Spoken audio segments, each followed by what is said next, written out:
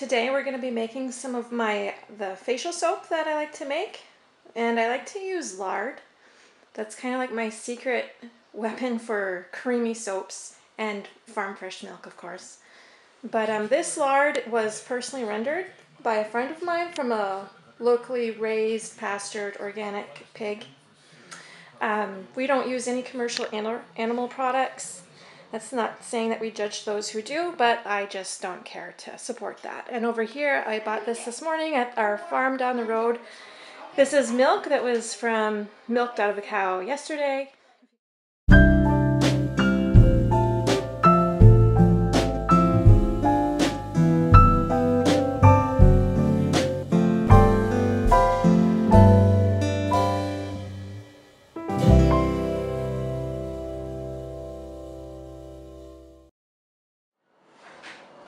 Okay, so I'm about to add the lye. I have my raw milk here that I froze. It's kind of like a slushy slurry. There's a little bit of fluid, but it's mostly ice cubes or milk cubes. So I have a pretty steep discount going on because I want to add like liquid milk to the soap after trace. So I think this is going to get hot, and I expect it to turn orange and kind of get clumpy, and some of the fats in here will saponify, or so we'll see. I don't know, this is always scary. Doing a full milk replacement, it always turns like yuck. But then the soap turns out really great anyway. So I just added a little bit of the lye. I'm just going to go ahead and stir. It's probably like, right now there's 2 pounds of liquid in here, 32 ounces, and then I have like 21 ounces of lye. So what is that, like a 1.5 to 1 ratio of liquid? And not all of the milk is liquid, of course. Some of it is protein, some of it is fat. It's not, the water content in here is not 100%. So far so good. It's not scorching yet. A lot of times when I do this, and I think it will happen as I add more lye, but as it heats up, it turns like a bright yellow or orange, and it starts to smell like ammonia, and it reeks.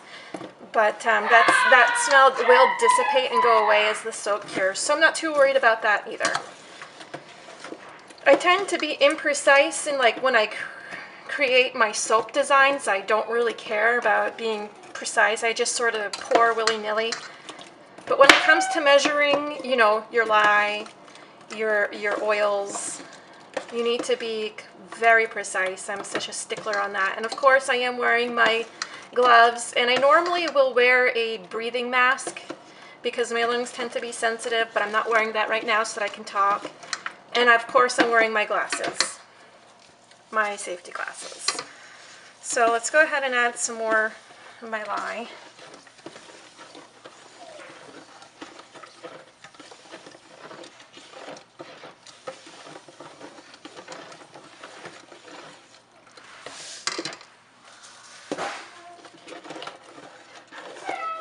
And we see it's starting to turn yellow. That's because it's getting hot.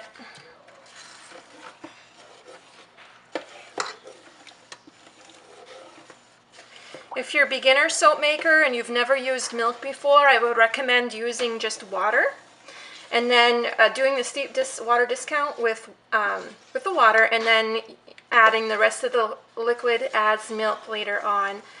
Then you don't have to worry or deal with scorched milk. But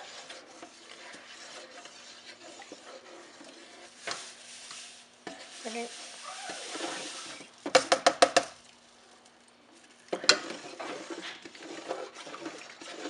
And here we go, it's getting darker. I'm going to turn on my fan because it's starting to burn my nose.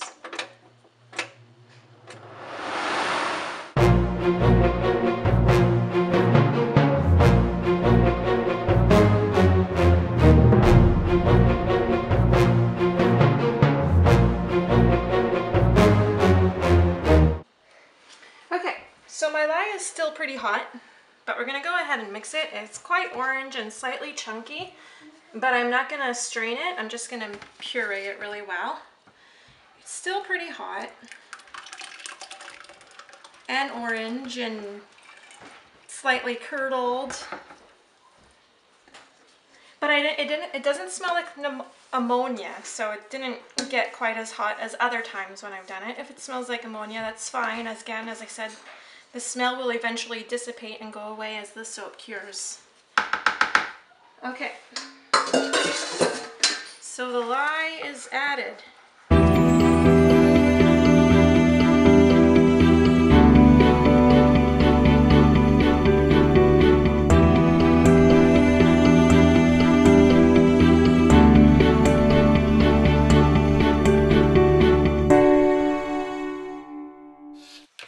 So this is starting to smell like ammonia a little bit now,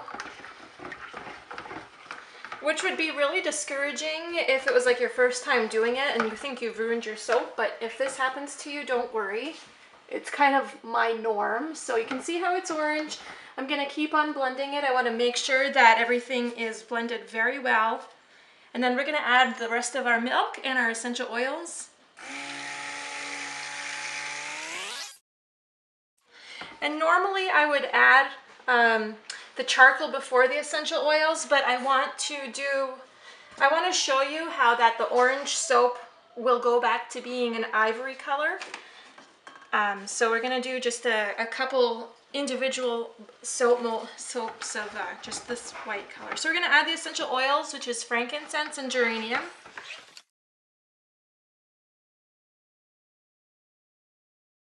Oh, and before I do that, let's add the rest of my milk. I have 16 ounces of my raw milk here, and that's to make up the rest of my liquid, which was at a 30% water discount total. This is milk fresh from the farm. The cow was milked yesterday.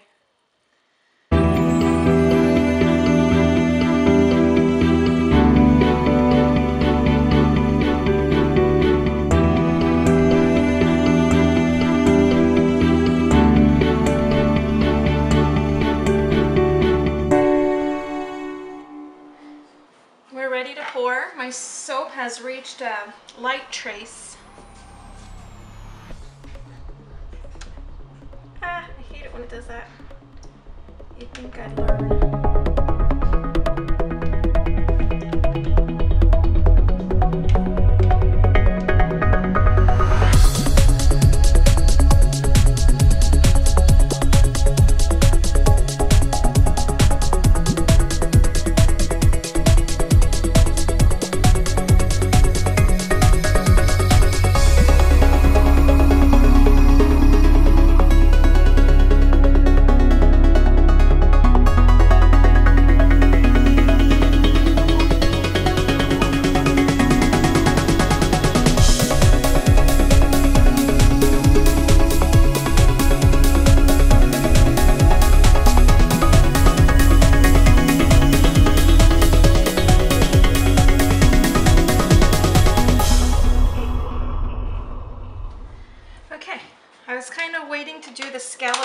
For last to let the batter thicken up a bit. I'm just going to take off these rubber bands. They help keep the freezer paper in place as I pour.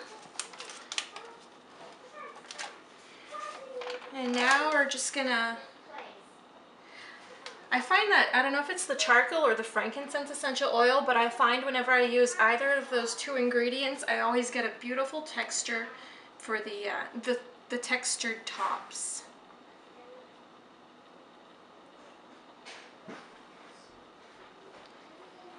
Could actually be thicker, but we'll keep going.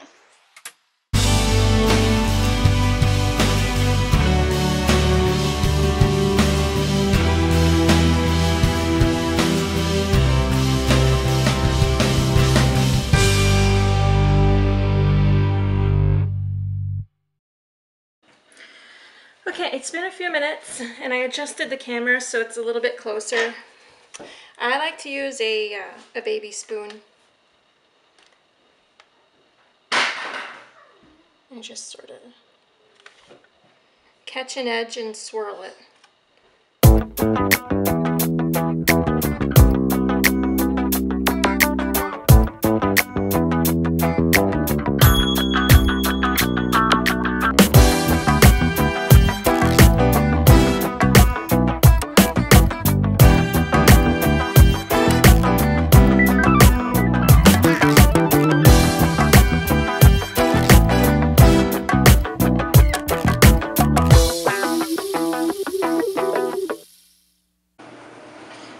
the soap has gelled, mostly. At the edge, you can see it's not gelled yet, but it'll get there. I've taken it out of the oven. I left it in the oven at 170 degrees for about 10 minutes. Then I turned off the oven and let it sit for another 20 minutes, and then I finally took it out. There you can tell on the end too, it's not quite gelled yet, but it will gel. And on my second loaf, you can see that it's just starting to gel in the center. The edges are still not gelled, nor are the ends, but it's going to get there.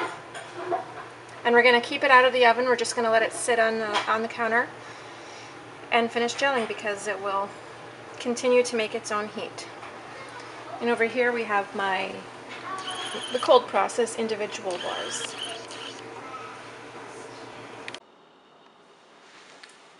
So it's been all day. It's now pretty late at night, and our soap is ready to cut.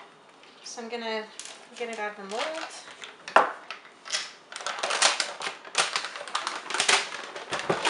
Like so.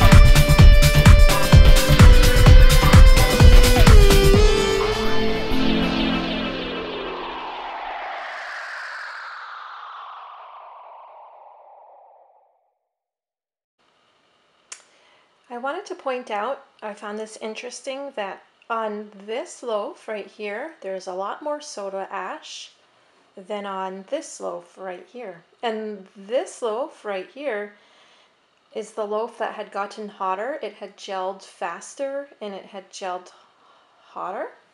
Whereas this one, this had been my second loaf that I had shown you, where it was just starting to gel. This one didn't get as hot. It still gelled completely, but not at the high temperature that this one gelled at. So just, whatever that is telling me, it's telling me that there's more soda ash if it doesn't get as hot, and there's less soda ash if it gets at a regular hot. I don't know. Just thought it was interesting to note. Okay, I'm going to show you how I stamp some of my soaps with my custom-made soap stamp.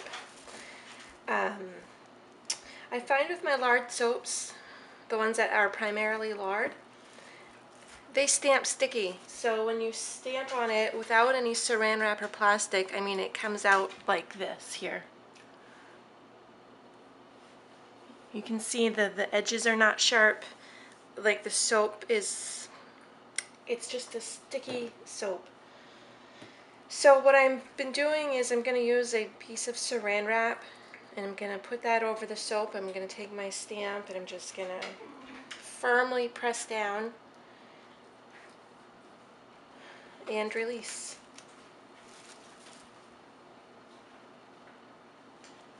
And I'll have to press harder. Hang on. Do this again.